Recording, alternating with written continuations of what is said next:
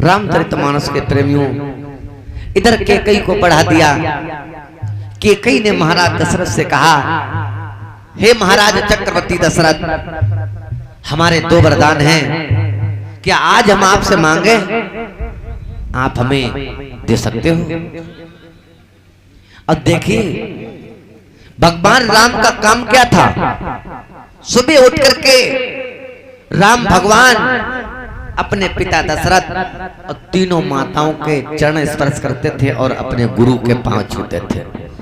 आजकल के चेला गुरु को कभी सुबह नमन नहीं करते हैं। अरे गुरु दूर हैं, अगर आपके पास नहीं है तो सुबह उठें और सुबह उठ करके 5 बार अपने गुरुदेव का अगर नाम लेते हैं तो आपकी हमेशा विजय होगी, कभी हार नहीं हो सकती। हर शिष्य का यही धर्म बनता है, सुबह उठ करके अगर गुरु नहीं है, पैर नहीं छूते हैं, तो अपने गुरु का नाम ही ले लेना बहुत बड़ा धर्म होता है, बहुत धर्म होता है। पहली बात तो गुरु और माता पिता के चरण स्पर्श करने थे। राम भगवान क्या करते थे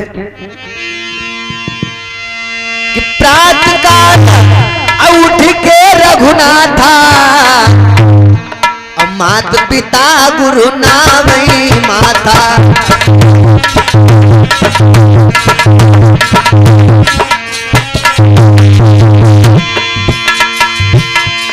प्रातः काल उठ के रघुनाथा, माता पिता गुरु नामई माता, माता पिता गुरु।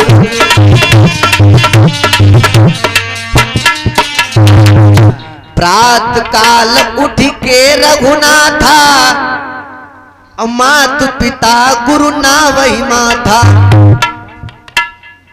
21 मुद्राएं हमारे बड़े भैया हरिचंद यज्ञपति के पिताजी प्रदान करने, भगवान हमेशा सुखी रखे, आशीर्वाद मंगलमय कामना भगवान के दरबार की तरफ से।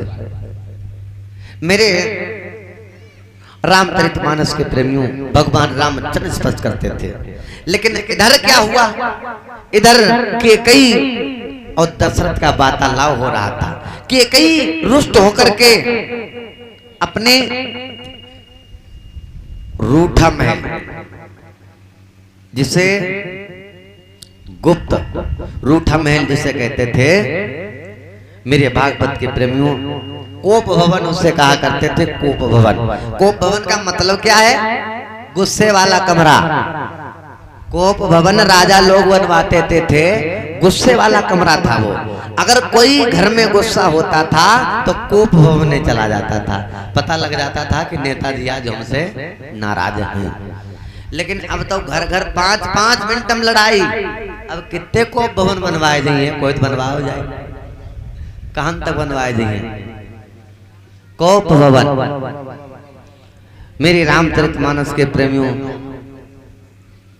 कोप भवन, इधर कोप भवन में कैकई और महाराज दशरथ का वार्तालाप हो रहा था। इन्होंने मंथरा ने समझाया, जब समझ में आया देर से सही, पहले तो मना करती रही, तो मंथरा कहने लगी हमें क्या मतलब है, तो मानो या ना मानो, कोई न पहोई हमें कहानी, और चेरी छोड़ी न हुई हूँ रानी।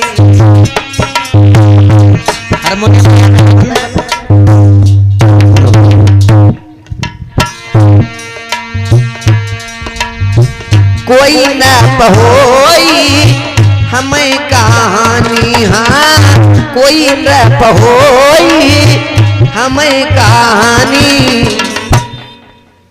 चेरी छोड़ी न हुई हूँ रानी।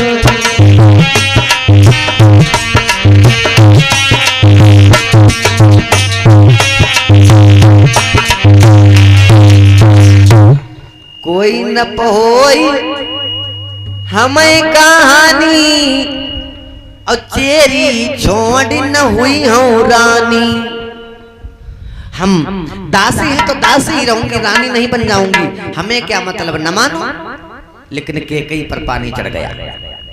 कि कई को भवन में चली गई, दशरथ के ऊपर ऐसा वार्तालाप कर रही है जैसे एक बाघिन एक शेरनी अपने शिकार पर खड़ी हो। इस तरीके से दशरथ को कायल कर रही है। और हर मानव, हर व्यक्ति किसी से अगर संसार में न हारे तो अपनी पत्नी से हार जाता है। असली को मार डारो, बनाओ असली के, अगर मारना हो तो असली को तो मार डारो, मार डारो असली को। अब असली के बनाओ तो जेल काटो, इससे बढ़िया नकल ही सही है। तो अपनी पत्नी से हर व्यक्ति दबता है।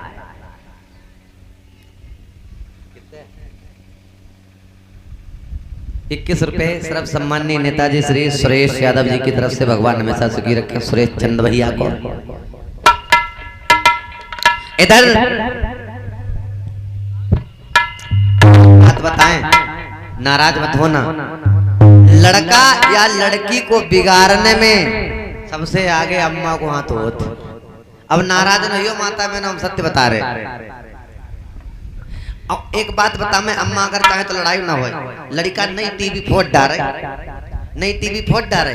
अब पति महाराजा में जमाल में अगर हमने बताई तो लल्ला की मार हुई। लड़का को बचा भी सकती है।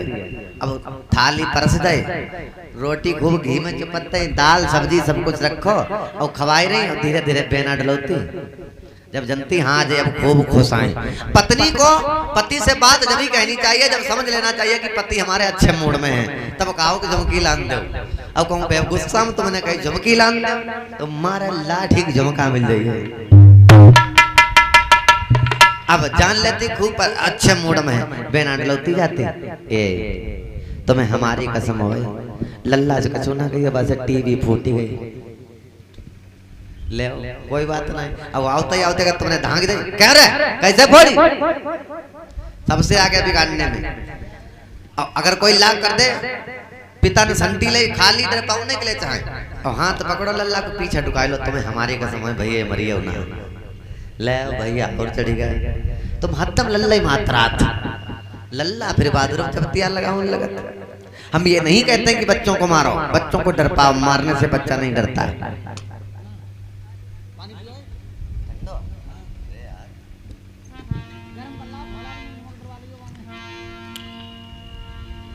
तो इधर राम भगवान को बड़ी अच्छी शिक्षा मिली थी। राम भगवान चलते थे। राम भगवान ने सोचा आज पता नहीं मांझला क्या है, सुबह सुबह क्या बात है, आज हमारे पिता और हमारी मंझली माता नहीं मालूम पड़ रही है। जब आप देखो कोप भवन में जाकर के देखो, कोप भवन में देखा तो दशरथ महाराज गिड़गिड़ा रहे हैं, लेकिन एक कई कह रही है कि जो वरदान दो दिए थे वो हमें दीजिए आज। पहला वरदान भरत को राजगद्दी, दूसरा वरदान राम को 14 वर्ष का वनवास, 14 वर्ष का। सीता जी बहुत पूजा किया करती थी अपनी तीनों सासों की। ऐसा करना चाहिए मेरे रामचरितमानस के प्रेमियों। इधर महाराज दशरथ गिड़गिड़ा रहे हैं, हे भार्ये, हे प्रिय, हाँ आप और कुछ मांग लीजिए, चाहे पूरा अवध मांग लीजिए, चाहे दशरथ के प्राण क्यों ना मांग लीजिए, लेकिन हे प्रिय आप हमारे राम को ना मांगे, राम को ना मांगे। पूरी अरे हम आपको मालिकिन बना करके रखूंगा, पूरा राज्य आपके बेटा भरत को दे दूंगा। लेकिन भरत को राज तिलक की बात कर रही हूं, भरत को राज तिलक भी दे देंगे, लेकिन हे भार्य, हे प्रिय, हे प्रिय आप राम को 14 वर्ष का वनवास ना मांगे, चाहे पूरा अवध मांग लीजिए, लेकिन राम को, हमारे राम ही जहां से चले जाएंगे वहां पर कुछ नहीं रह जाएगा। आप पूरा राज मांग लीजिए, लेकिन हमारे राम को न मांगे। महाराज दशरथ से वो शिकारनी, वो सियारनी, वो बाघिन कहने लगी नहीं, आप अपना वचन हार जाएंगे। ये बात जैसे महाराज राम को पता लगी, महाराज राम कहते हैं पिताजी शंका करने वाली चिंता करने की बात कोई नहीं है। अरे भरत भी तो हमारा ही भाई है, भरत भी हमारा भाई है।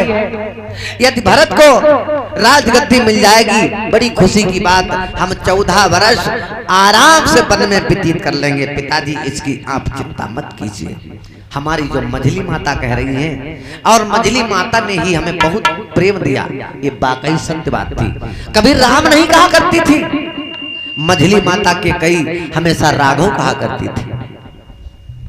हे पिताजी आपने वरदान जो आपने जो ये मांग रही हैं, जो आपने कहा था, जो वचन दिए थे, वो वचन आप पूरा कीजिए पिताजी। आप हमारी चिंता न कीजिए, हम यहाँ से चले जाएंगे। और 14 वर्ष की बात तो है, 14 वर्ष के बाद हम आ जाएंगे। राज्य हमारा भरत भैया भी संभाल लेगा। हमारा भरत भैया बहुत अच्छा है। हमारा भरत भैया के दिल में कोई पाप नहीं है। हमारा भरत भैया भी राज्य संभाल लेगा। पिताजी आप हमें जाने दीजिए। नहीं राम, हमारे आंख के तारे हो, आंखों से ओझल मेरे राम तुम नहीं हो सकते हो। लेकिन वो बाघेन बस्यारनी, उसके दिल में कोई भी नहीं सोचती है कि अब क्या होने वाला है। देखो जहां पर मंगल है वहां पर अमंगल जरूर आएगा, जहां पर दुख है वहां पर सुख जरूर आएगा। यदि तुम्हारे घर पर गरीबी है तो एक दिन पैसे वाला जरूर बनोगे। तुम नहीं तो तुम्हारा लड़का सही, लड़का नहीं तो तुम्हारा पोता।